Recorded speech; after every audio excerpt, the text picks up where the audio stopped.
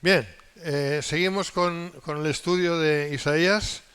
Ya va quedando menos, hermanos. Cada vez que hacemos un viernes la enseñanza, es una enseñanza menos que queda. Eso todo el mundo lo puede comprender, hasta yo. Bueno, estamos ya en el capítulo 62, dimos la primera parte del capítulo 62, vamos a hacer la segunda parte del capítulo 62. Sí, pero no va a ser la última, ¿no? Bien, entonces, en este corto capítulo vimos que llegamos a la cima del ensalzamiento de Sión. Sión es Jerusalén y es Israel. Lógicamente es el Israel que tiene que ser levantado, el Israel nacional que tiene que ser levantado conforme a Romanos 11, ahí lo dice el apóstol Pablo, ¿verdad? Que cuando haya entrado la plenitud de los gentiles, entonces todo Israel será salvo. Todo Israel se entiende el Israel nacional. Entonces la nación de Israel, los que hayan quedado después del Armagedón, y sean aptos para el reino, pues levantarán Israel como nación y será la nación cabeza de naciones en el reino milenial. Y estamos ahí, al principio básicamente al principio del milenio, al principio del reino. Ya vimos que el punto 1, Israel no se callará hasta que la causa de Sión quede del todo vindicada. Y ya vimos básicamente, eso lo vimos, de que Dios no va a parar hasta que se cumpla el resultado de las 70 semanas de Daniel. Que por cierto, la última semana de años es muy posible que empiece pronto. Es posible. Y tengo motivos para decirlo. Lo que pasa es que no es esta la enseñanza, pero ya hay un pacto de 7 años previsto para empezar el día 18 y 19 de septiembre de este año. Por parte de la ONU. Entonces, eso es así, es así. Si ese es el pacto o no, que tiene que ser confirmado, pues no lo sabemos hasta que ocurra. En mi opinión sí va a ser. Es la Agenda 2030, que es el establecimiento del gobierno mundial. Pero bueno, esto ya dicho de paso, pues eso, ¿no? Son 7 años que tienen que cumplirse para que Israel sea nación de naciones y realmente pues el milenio pueda empezar, lógicamente, con la venida del Señor en gloria, ¿no? Bien, pero lo que vamos a ver hoy es, número 2, Dios ha puesto atalayas que recuerden sus promesas a la ciudad, versículos 6 y 9, y veremos si el punto 3 también lo podemos hacer, yo pienso que sí. Dios ha puesto atalayas que recuerden sus promesas a la ciudad. Dios ha puesto atalayas. ¿Qué tipo de atalayas son? Pues hay diferentes opiniones. Pueden ser atalayas espirituales, es decir, ángeles, que seguro, y atalayas humanos, que serían profetas. ¿Vale? Ambas cosas no se contradicen, pueden ir de la mano perfectamente. Leemos la palabra entonces, versículos 6 y 7, primeramente. Sobre tus muros, oh Jerusalén, ¿qué dice? ¿Qué dice? Jerusalén. No dice no sé qué, sino Jerusalén. Y cuando la palabra dice Jerusalén, ¿a qué se está refiriendo? A Jerusalén. Está. En griego, Jerusalén. Como decían, y en griego significa no, es Jerusalén y ya está. Sobre tus muros, oh Jerusalén, he puesto guardas, todo el día y toda la noche no callarán jamás. Los que os acordáis de Jehová, no reposéis ni le deis tregua hasta que restablezca Jerusalén y la ponga por alabanza en la tierra. ¿Hasta qué? Hasta que restablezca Jerusalén y la ponga por alabanza en la tierra. ¿Esto ha ocurrido? No, aún no. Jerusalén no es una ciudad de alabanza en la tierra, es todo lo contrario. Pero esa es la meta. Y lo que Dios dice se cumple. Claro. Vamos a ir viendo esto. Entonces, esos guardas pueden ser angélicos que constantemente están sobre la ciudad de Jerusalén. También hay un llamamiento a todos los que os acordáis de Jehová. Todos los que os acordáis de Jehová. De no detenerse en recordar al Señor que debe restablecer a Jerusalén y ponerla por alabanza en la tierra. Aquí hay un llamamiento de orar por Jerusalén, ¿verdad? Porque nosotros nos acordamos de Dios, ¿verdad? Y más que nunca ya sabemos que estamos al final de los días de esta dispensación, de esta era. Con mayor motivo nos tenemos que acordar de Dios para orar por Jerusalén. Aquí vemos la tremenda importancia de la oración constante, por tanto. Bueno, MacArthur se refiere a esos guardas como profetas. Francisco de la Cueva los identifica como ángeles y MacArthur como profetas. Por eso dije que hay diferentes opiniones, pero ambas cosas son correctas. Dice así, cito a MacArthur: los profetas de Israel daban advertencias constantes acerca de los enemigos que amenazaban su seguridad y oraban por Jerusalén para que en sus puertas hubiera siempre alabanza. Habría todavía más profetas en el reino que proclamarán, habrá todavía más profetas en el reino que proclamarán de manera continua el honor del Señor. Y antes del reino también. ¿Por qué? ¿Qué dice? Y ponerla por alabanza en la tierra. Lógicamente hay que orar para que eso ocurra. Una vez ocurra, ya no hay para qué orar. Si ya se ha cumplido. Eso sería el reino. Pero tiene que cumplirse. Por lo tanto, ¿hay profetas hoy en día que están hablando de estas cosas? Sí, los hay. Hay mucha gente cristiana que está como siempre enseñando sobre estos temas y está advirtiendo sobre estos temas. Por lo tanto, sí se está cumpliendo la palabra del Señor. Respecto a la labor de los guardas y la del pueblo de Dios, escribe al respecto a la cueva, dice que no piensen que ya es bastante con que sus guardas oren por ellos, sino que también ellos deben orar por sí mismos. Los que profesan ser pueblo de Dios deben ser un pueblo orante. Nada que ver con el tenista. Se llamaba así, ¿no? Orante se llamaba. Un orante es uno que ora, ¿vale? Entonces, bueno, aquí podemos pensar en los judíos mesiánicos, ¿no? En los judíos que son parte de la iglesia, son cristianos, se llaman mesiánicos, viven en Jerusalén y ellos constantemente están orando para que Jerusalén llegue a ser lo que al final será, ¿no? La ciudad de Dios. Bueno, seguimos. Versículos 8 y 9. Juró Jehová por su mano derecha y por su poderoso brazo. Claro, cuando dice que juró Jehová por dos cosas, es que eso es seguro que se va a cumplir. Seguro. Por su mano derecha y por su poderoso brazo. Es una manera muy semítica de hablar. Entonces, cuando Dios jura, que es el único que puede jurar, por la mano derecha y por su poderoso brazo, significa que eso tiene cumplimiento. Seguro. Que jamás daré tu trigo por comida a tus enemigos, ni beberán los extraños el vino, que es fruto de tu trabajo, sino que los que lo cosechan lo comerán y alabarán a Jehová. Y los que lo vendimian lo beberán en los atrios de mi santuario. Prosperidad, eso me habla de prosperidad y de que el Señor va a proteger definitivamente a su pueblo. Pero vamos a ir viéndolo con detalle. Dios ha jurado que a la postre habrá bendición sobre Israel, cosa que no ha ocurrido aún, porque no. El fin de la dominación extranjera sobre Jerusalén será tan cierto como el juramento de Dios. Hay que ir retrospectivamente a hacer un pequeño análisis de la historia. Todos los grandes imperios han machacado a Israel, todos. Empezando los asirios, bueno, antes los filisteos, asirios, pero yendo ya más a partir ya de cuando los gentiles recibieron el reino de este mundo, que fue Nabucodonosor el primer emperador de este mundo, o rey de este mundo, ¿verdad? Los babilonios, por tanto, machacaron a los judíos, a Israel del norte ya no existía, con la deportación a Babilonia, luego los medopersas, luego los griegos, y podemos pensar en Antíoco IV Epífanes o Epímanes, prototipo del anticristo, un hombre horrendo que masacró terriblemente, no solamente físicamente, sino espiritualmente, psicológicamente, de todas las maneras a los judíos. Y luego vinieron los romanos. Y los romanos, mano de hierro, ¿no? Israel siempre ha sido un pueblo sometido, o sea, ha sido un pueblo que tenía que haber sido nación sobre las naciones, y sin embargo ha sido siempre lo contrario. ¿Por qué? ¿Porque Dios falló? No, porque fallaron ellos, por su desobediencia.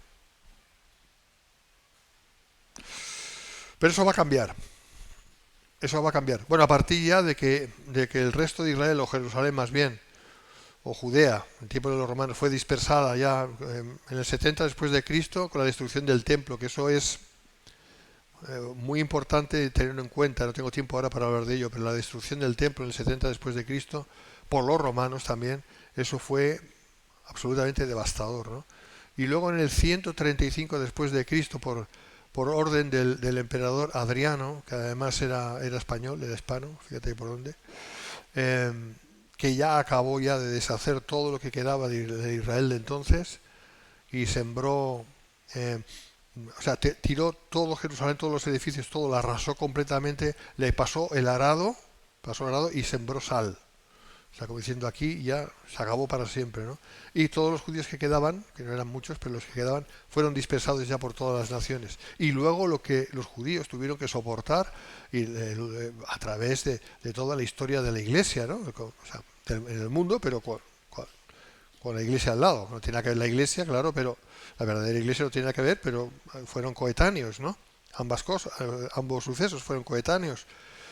Cómo las naciones pisotearon a los judíos, pues todas prácticamente, ¿no? O sea, España incluida, ¿no? O sea, y luego ya la guinda del pastel fue el Holocausto, ¿no? La persecución de los nazis. Quiero decir que de Stalin y de Stalin, que siempre ponemos a Hitler, que sí, pero y Stalin hizo masacró a los judíos, pero de una manera bestial, bestial. Entonces, hermanos, al final tenemos que ver que Israel no ha levantado cabeza nunca, ¿no? Pero aquí la promesa es que Dios se va a acordar, y ha prometido por su mano derecha y por su mano derecha y por su brazo, poderoso brazo, que esto va a cambiar y los judíos van a ser bendecidos y ya no van a ser más asaltados por las naciones gentiles. Todo lo contrario. Las naciones gentiles van a ser asaltadas, pero ¿por quién? Por Dios. Y eso está a tiro de piedra ya, queda muy poquito. Y los que hayan quedado servirán a Israel. Las tornas van a cambiar completamente. Así que el fin de la dominación extranjera sobre Jerusalén será tan cierto como el juramento de Dios. Habla de los atrios de mi santuario, se refiere al templo milenario, que va a haber templo en Jerusalén, por supuesto, y va a haber una nueva Jerusalén en Jerusalén, por supuesto. ¿Qué queréis saber sobre el templo?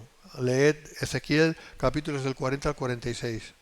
Por tanto, todo esto es en el contexto del reino mesiánico. Seguimos.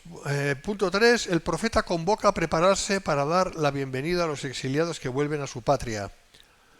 Versículos del 10 al 12. Pasad, pasad por las puertas, barred el camino al pueblo, allanad la calzada, quitad las piedras, alzad pendón a los pueblos.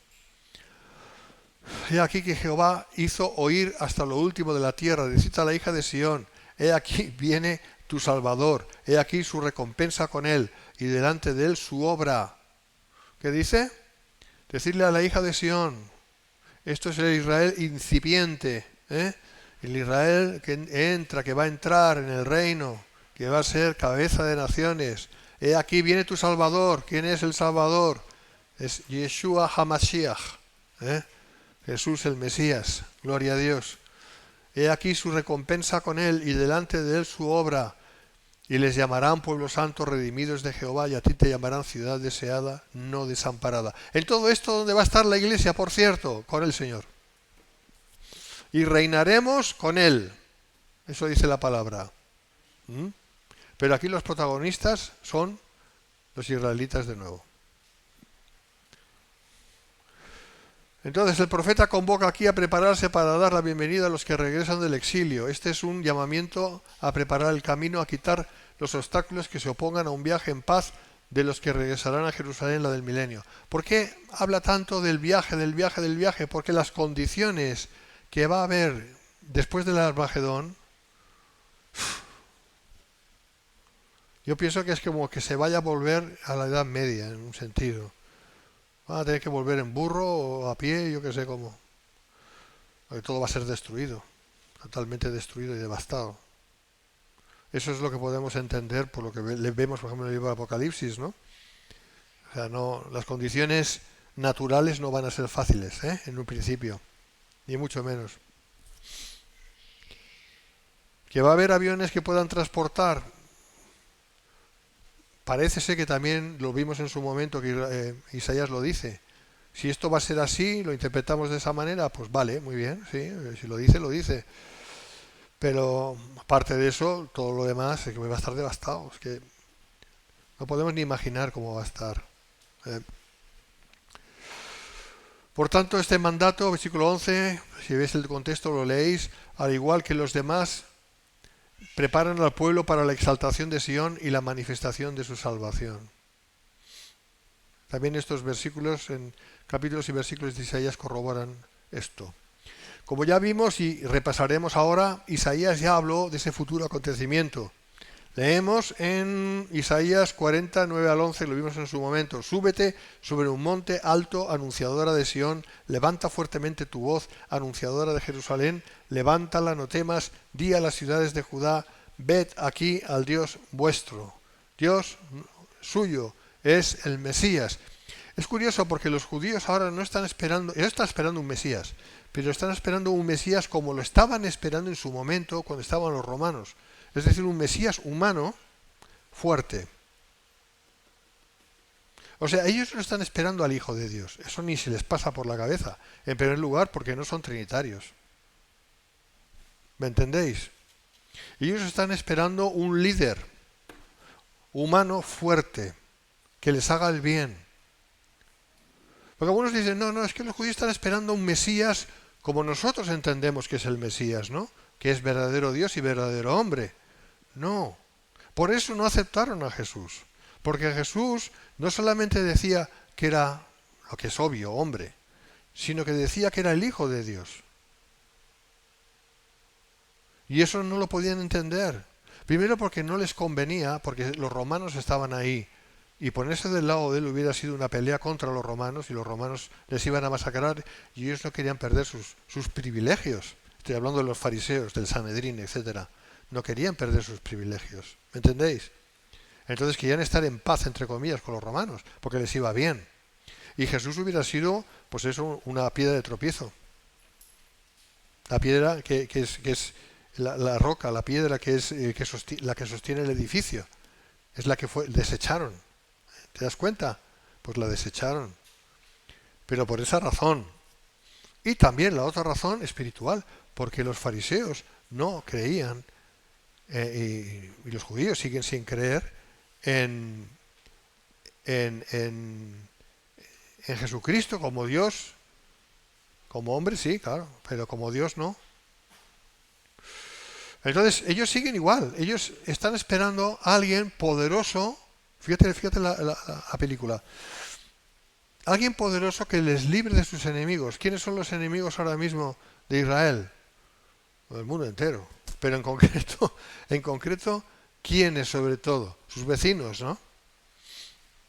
Cuando se levante un hombre que aparentemente ponga paz en medio de esa situación y garantice que va a haber paz con las naciones circunvecinas, Israel con las naciones circunvecinas, ese hombre será fácilmente aceptado como el Mesías por ellos, en primera instancia. Verán como este es. Entonces tú piensa un poco quién puede ser. Tiene que ser alguien que tenga un posicionamiento clarísimo, ¿no? Una trayectoria clarísima, un linaje clarísimo, porque todo funciona por linaje y por sangre, linaje clarísimo. Ellos están esperando un hombre, un militar poderoso, que tenga poder, no necesariamente que lo ejerza, porque ya dicen en Apocalipsis capítulo 6, versículo 2, que va cabalgando un caballo blanco, que significa paz, poder y paz, las dos cosas, y va un arco en sus manos.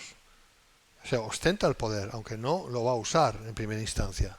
No lo va a usar, pero lo va a tener. A ese hombre se le va a dar poder, se le va a dar autoridad. Yo personalmente pienso que ya sé quién va a ser. Pero bueno, no voy a decir, porque no quiero hacer ninguna apologética aquí de algo que no puedo probar. Para mí está probado, pero bueno, yo lo dejo ahí. Pero va a ser alguien que realmente cumpla con ese llamamiento, ¿no? O sea, va a cumplir porque no puede ser de otro modo. Y eso puede entrar dentro de lo que es la agenda, eso lo digo ya como una especulación, que no, para mí no lo es, de la Agenda 2030 y de todo lo que se está preparando a nivel de las naciones y a nivel de establecer un gobierno mundial, que eso es lo que se quiere hacer y se está yendo en esa dirección sin lugar a dudas, y que en medio esté esta cuestión de Israel por resolver y se vaya a, entre comillas, resolver a partir de cuando empiecen los 7 años, pues tiene toda la pinta, tiene toda la pinta. Pero ahí lo dejo, que cada uno se espabile y empiece a averiguar.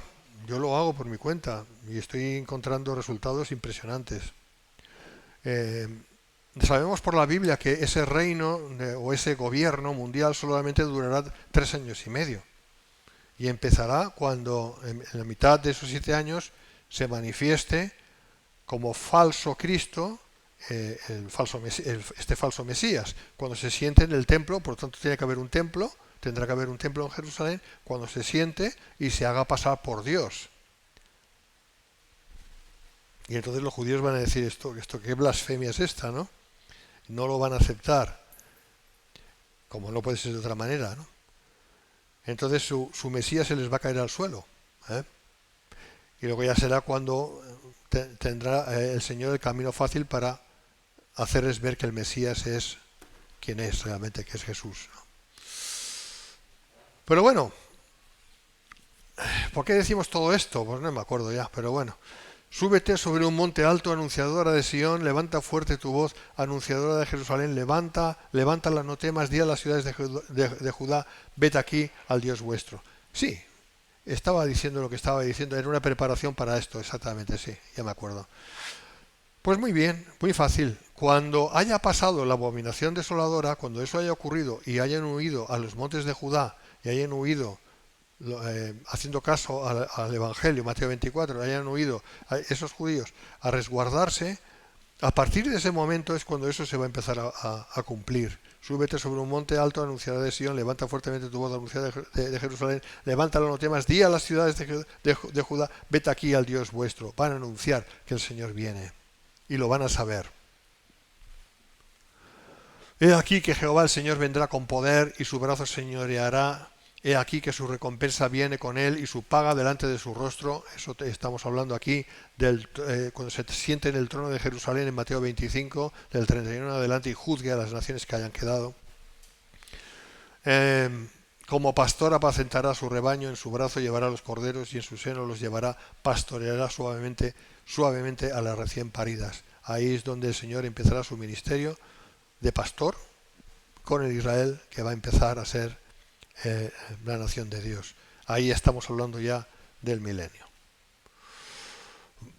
Mateo también pudo haber aludido a estas palabras en su cita de Zacarías 9:9, ya que se relacionaba con la entrada triunfal de Jesús a Jerusalén. Véase Mateo 21:5. Por tanto, un precumplimiento, no completo, de este pasaje fue la entrada triunfal del Señor en Jerusalén. Y eso tiene que ver también con el Salmo 118. Hosana, hosana. Hosana significa sálvanos, Señor, sálvanos, Señor. Bendito el que viene en el nombre del Señor. Eso lo decían, ¿verdad? Eso se dirá después cuando el Señor ya venga definitivamente, como va a venir en gloria. Versículo 12, y les llamarán pueblo santo, redimidos de Jehová. ¿Quiénes? Pues las naciones que hayan sobrevivido al Armagedón y hayan entrado en el reino. También lo dice así Francisco La Cueva, les llamarán las naciones a los israelitas que regresan, pueblo santo, redimidos de Yahweh. Es tanta la información que la Biblia aporta acerca de la venida del Señor y la instauración del reino, que los amilenaristas yo no sé cómo nos esconden, no lo entiendo. Deberían esconderse con vergüenza. O mejor aún, deberían reconocer su error y decir, pues estamos equivocados, hemos aprendido una escatología errada y reconocemos nuestro error. Porque es tan claro.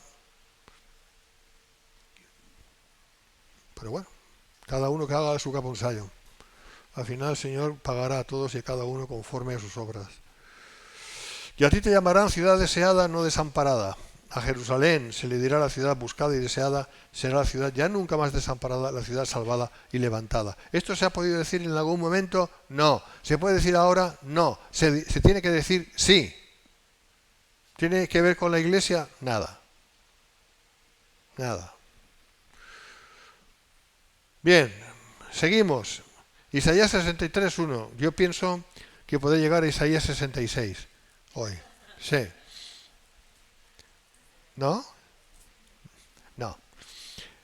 Pero sí, vamos a empezar Isaías 63, hermanos, porque si no, el fin viene y yo quiero acabar Isaías antes. No sé si me explico. O sea, hay algunos ya están diciendo que el arrebatamiento será este mes. Lo están diciendo. Podría ser. El día y la hora. No, el día y la hora es hacia la segunda venida, no en el arrebatamiento. El contexto es la segunda venida. Que muchos se equivocan ahí. Pero que el arrebatamiento puede ser en cualquier momento, pues claro.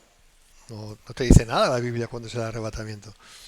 Decimos que será la fiesta de las trompetas. Puede ser. Pero tampoco te lo está diciendo con claridad.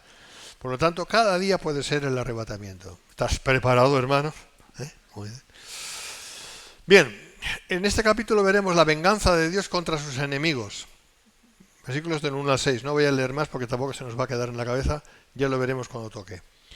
La venganza de Dios contra sus enemigos. Esto sí que ya es poderoso. Poderosísimo, poderosísimo, poderosísimo. ¿Os acordáis de ese canto? Jesús está en medio de ti. Vale.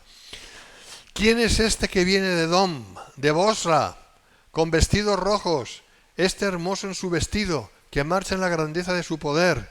Yo, el que hablo en justicia, grande para salvar. ¿Por qué es rojo tu vestido y tus ropas como del que ha pisado el lagar o el lagar? He pisado yo solo el lagar, y de los pueblos nadie había conmigo. Los pisé con mi ira, y los hollé con mi furor, y su sangre salpicó mis vestidos, y manché todas mis ropas, porque el día de la venganza está en mi corazón, y el año de mis redimidos ha llegado.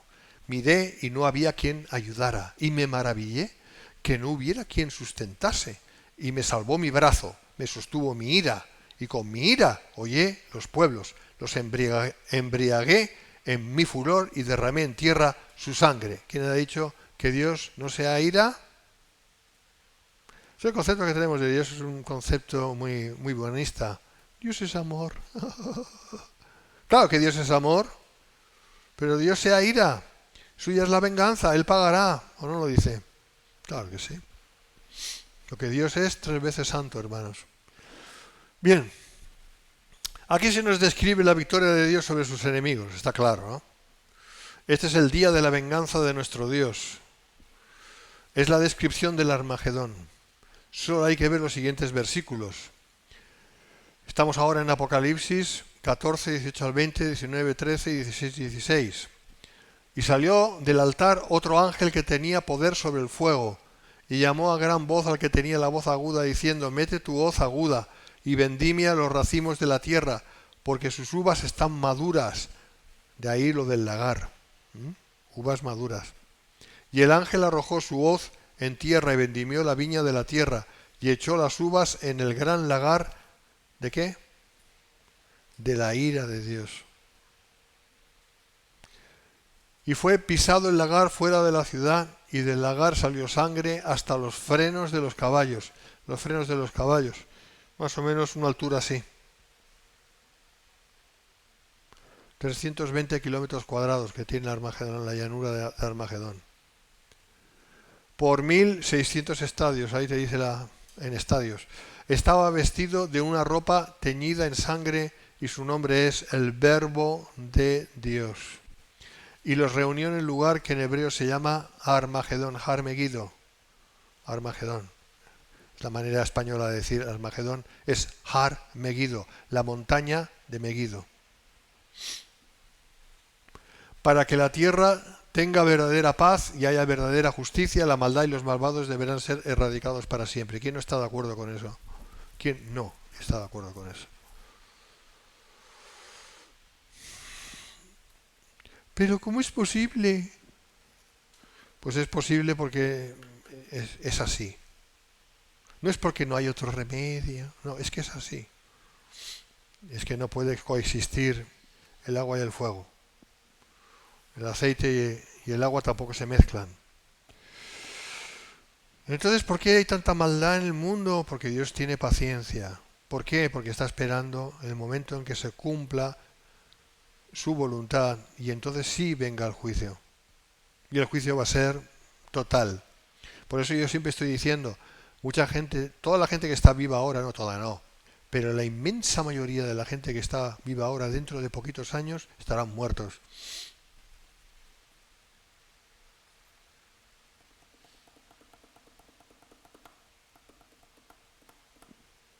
Porque el reino de Dios se tiene que establecer.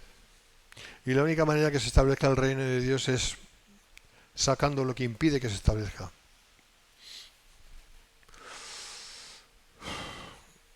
Esa paz y justicia serán consecuencia directa del acto del Mesías, el Cristo, el león de la tribu de Judá, cuyas ropas se teñirán de la sangre de sus enemigos. Por eso tiene sus ropas teñidas en sangre.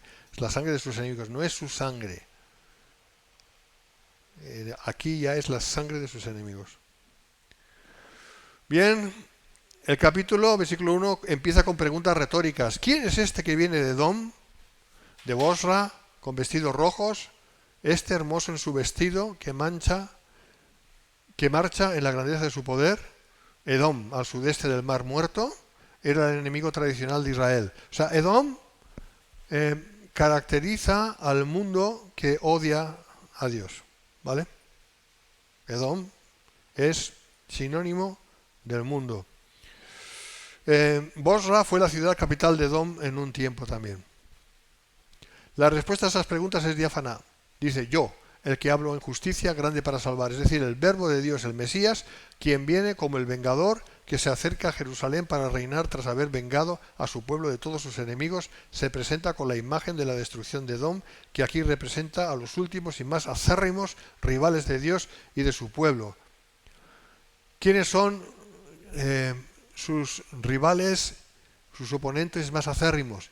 El anticristo y el falso profeta, que serán al final los que serán echados vivos al lago que arde con fuego y azufre, ¿vale? Y lógicamente todas sus huestes. ¿Quién es él? El grande para salvar. Como dice Slotsky, recogida en Matthew Henry, dice, fue a Edom para un propósito concreto, castigar a los opresores y salvar a su pueblo. Dios es el único que tiene derecho a vengarse. Dios tiene todo el derecho a hacerlo. Mía es la venganza, yo pagaré. Porque siempre que lo hace es con justicia. Versículos 2 y 3. ¿Por qué es rojo tu vestido y tus ropas como del que ha pisado el lagar? He pisado yo solo el lagar y de los pueblos nadie había conmigo. Los pisé con mi ira y los sellé con mi furor, y su sangre salpicó mis vestidos y manché todas mis ropas. Bueno, al ver los vestidos del guerrero teñidos en sangre, el profeta pregunta de nuevo qué significan esas manchas, ¿no? Es como un diálogo, ¿no?, que se produce ahí entre el profeta y el Señor. El Salvador explica la coloración escarlata de su ropa como resultado de su actividad de juicio en contra de los enemigos de Israel. El Señor estaba vengando a Israel. Estará vengando a Israel al hacer eso. El jugo de uvas que mancha sus ropas en realidad sangre de aquellos destruidos en juicio. Juan en el Apocalipsis alude a los versículos del 1 al 3 al describir la segunda venida de Cristo como Rey, guerrero y victorioso. Conviene verlo. Apocalipsis 19, 13 al 16. Estaba vestido de una ropa teñida en sangre y su nombre es el verbo de Dios. Estaba vestido de una ropa teñida ¿en qué? En sangre. Implica pelea, implica lucha, implica guerra. El verbo de Dios. ¿Quién es el verbo de Dios? La palabra de Dios. ¿Quién es? Jesucristo. Y los ejércitos celestiales vestidos de lino finísimo, blanco y limpio, le seguían en caballos blancos. Pues ahí vendremos nosotros. Los que somos de Cristo estaremos ahí. De su boca sale una espada aguda para herir con ella a las naciones, y él la regirá con vara de hierro, y él pisa el lagar del vino del furor de la ira del Dios Todopoderoso. Es que no nos debemos de engañar. Si ahora parece ser como que Dios, y de hecho es así, que Dios no está haciendo nada, que está en silencio y está permitiendo todo lo que está pasando, no nos engañemos, que nadie se engañe. No es que Dios está inactivo o va a estar inactivo, es que Dios está esperando el momento para empezar su obra de juicio. O sea, nosotros los humanos, cuando vemos una injusticia, enseguida nos dan ganas de actuar y enseguida pum, pum. No, Dios no. Dios no necesariamente. Dios tiene su tiempo. Y Dios juzgará. El mundo está juzgado ya, de todos modos. Ya juzgará al mundo, no, ya está juzgado. La sentencia, que está firme, ya está hecha, se pondrá en práctica, se pondrá en marcha o se ejecutará. La expresión, la sentencia se ejecutará en el momento en que tenga que hacerse. Pero ya está el mundo juzgado y sentenciado. ¿Me explico? ¿Sí? Vale, entonces no nos tiene que asombrar esto. Y en su vestidura, en su muslo, tiene escrito este nombre: Rey de Reyes y Señor de Señores. Amén. Estos versículos reflejan el holocausto espeluznante que no tendrá paralelo en la historia humana y que se conoce como la batalla de Armagedón, la cúspide del día terrible del Señor. Más que una batalla, es en realidad una ejecución en la que todos los rebeldes restantes son sometidos a muerte por el Señor Jesús. Qué contraste, ¿no? Es la imagen que tenemos del Señor Jesús, pacífico y tal, dad al César lo que es del César y a Dios lo que es de Dios, ¿verdad? Y que se presentó como un cordero, y eso sí, es verdad. Pero eso no contradice el hecho de que nuestro Dios es fuego consumidor. Él vino a salvar, pero ya no va a venir a salvar. Va a venir a por los salvos, con los salvos, a por los salvos, para establecerlos en Israel, e iniciar así el reino, y para destruir a sus enemigos. Y cuidado, porque es verdad que la imagen así a priori que da en los evangelios del Señor es como pacífico y tal, pero cuidado, si te das cuenta, en algunas, bastantes de sus parábolas, está hablando de juicio al final. Dice, y estos enemigos míos traerlos aquí, decapitarlos delante de mí. ¿Verdad que lo dice? Entonces, quiero decir que Dios tiene su tiempo para todo. Tiene tiempo para su misericordia y también tiene tiempo para su juicio. Y no nos confundamos, ¿no?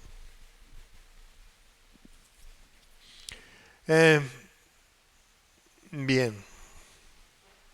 Este día del Señor fue visto por Isaías, Joel, Ezequiel, Pablo y nuestro Señor.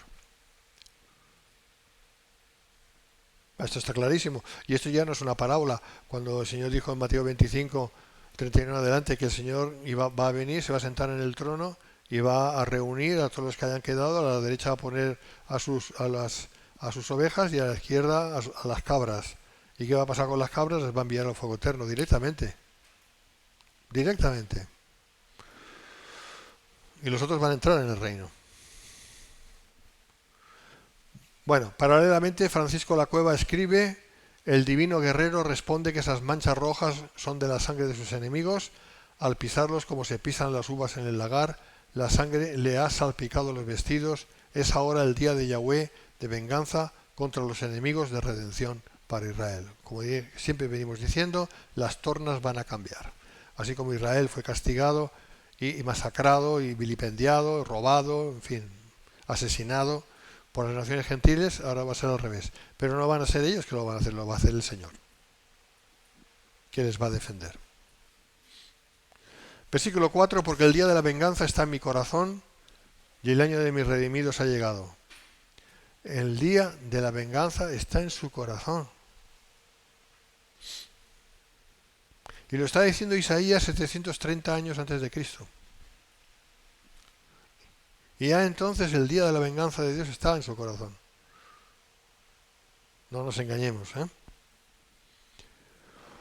Pensamos que Dios tiende a olvidarse de aplicar su venganza cuando vemos que la maldad impera a su gusto. No es cierto. El día de su venganza está en su corazón. Y lo tiene muy, muy presente. Solo su misericordia hacia los que quiere salvar le frena de ejecutar su venganza. Pero el día en que se cumplan sus plazos, puntualmente su retribución también vendrá. Todo tiene su tiempo bajo el sol, como dijo Salomón. El veredicto futuro del Mesías contra los malvados coincidirá con su redención de Israel. Es decir,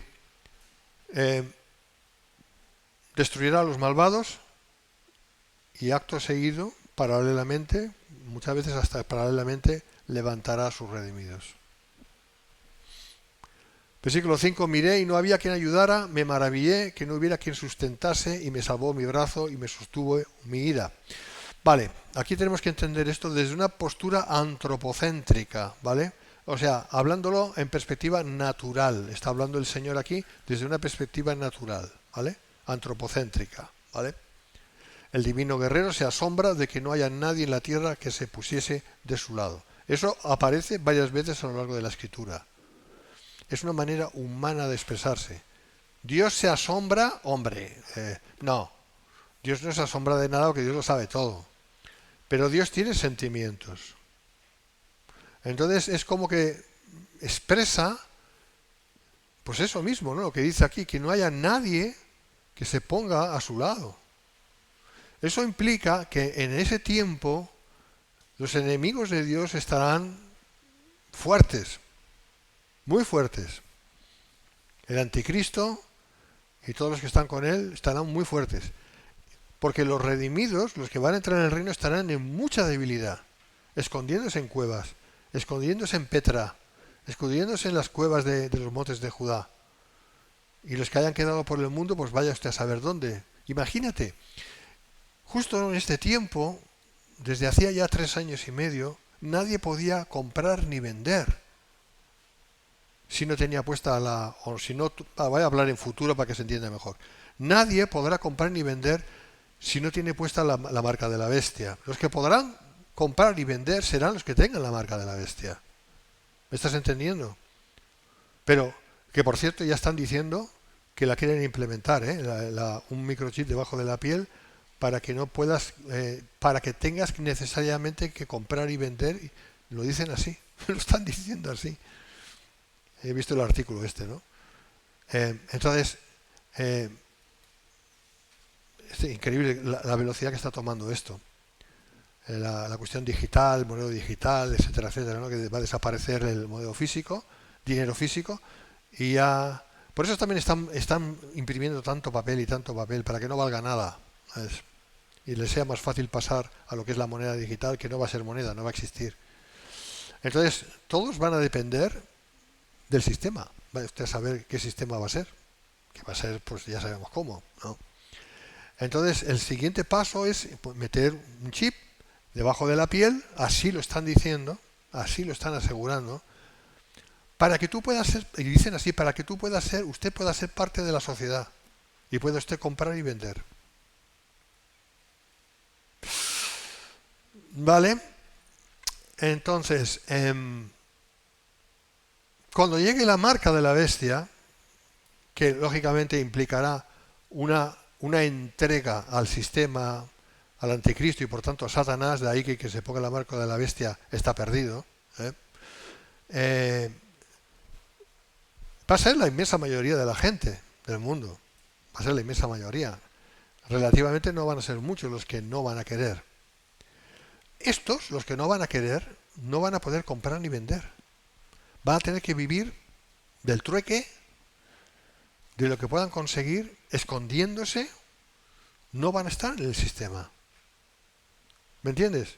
Entonces lo que estaba diciendo es, al final de estos 3 años y medio, cuando el Señor venga en gloria y establezca su reino sobre Jerusalén, etcétera, y antes lo que vaya a hacer vaya a ser juzgar a las naciones, habrá muchos judíos, la tercera parte dice Zacarías, que van a estar escondidos. Pero van a estar en debilidad, es lo que estoy diciendo. Van a estar en mucha debilidad. Y también va a estar en debilidad toda esa gente que se estará escondiendo, habrá estado escondiendo, pues en bosques, en montañas, escondiéndose del anticristo, o sea, escondiéndose. Y lógica, porque no se van a poner la marca. Algunos de ellos van a ser creyentes, van a ser invitados a las bodas. Otros no. Pero también van a estar en debilidad. Entonces, los que van a estar fuertes van a ser los malos. Los que van a tener la marca. ¿Me entiendes? Y por eso dice, no había quien me ayudara. Los débiles no van a poder ayudar, no van a poder hacer nada, sino van a tener que estar escondidos por su vida.